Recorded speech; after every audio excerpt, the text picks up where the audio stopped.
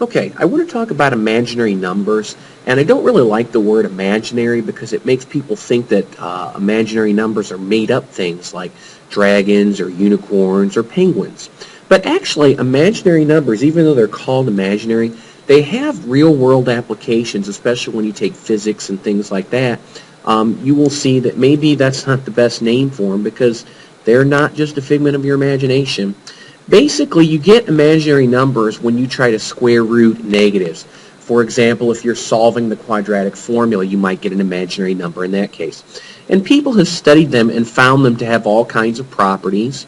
The most common one, the one we always use to build the other ones from, is I. And I is defined as the square root of negative 1. So I is the square root of negative 1. Okay? Now, how can we use these imaginary numbers? Well, first of all, we can use them to form complex numbers. And a complex number is going to look something like this, a plus bi, where a is your real part and b is your imaginary part. And together those give you complex numbers. Now, let's see how to add and subtract and multiply and divide complex numbers because we do it a little bit differently than we do with regular numbers. First of all, to see if two complex numbers are equal, both of their parts have to be equal. So, for example, 2 plus 5i is not equal to 2 minus 5i. Those are not equal because their parts are different. Their imaginary parts and their real parts both have to be exactly the same. Okay?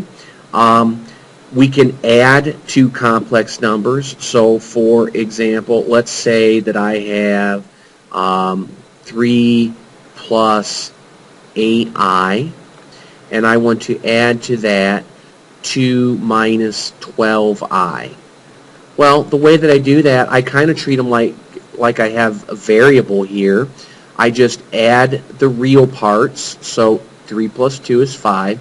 And I add the imaginary part, so 8 plus negative 12 is negative 4i. And then you don't combine those, you leave them separate. So in a lot of ways it's like dealing with variables. Subtraction, kind of the same thing, 2 minus 3i. And from that, maybe I want to subtract 5 minus 8i. Well, in this problem, I'm just going to go boom, boom. So boom, boom, boom. 2 and negative 5, I get negative 3. Negative 3 plus 8 gives me 5i. And that's how you do subtraction. You basically just add the opposite. Multiplication, we're going to use our old friend FOIL.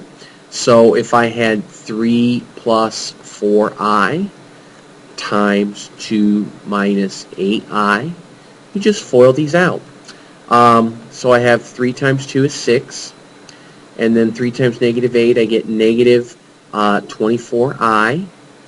And then plus 8i. And then 4 times negative 8, I get negative 32i squared. Now, there are a couple things left to do. First of all, the negative 24 and the 8, we need to combine those. So we get 6. It's going to be minus 16i. Another thing you can do is I squared. I is defined as the square root of negative 1. So I squared, well, if you square the square root of negative 1, you get negative 1. So I squared is negative 1. So if that equals negative 1, negative 32 times negative 1, I get 32.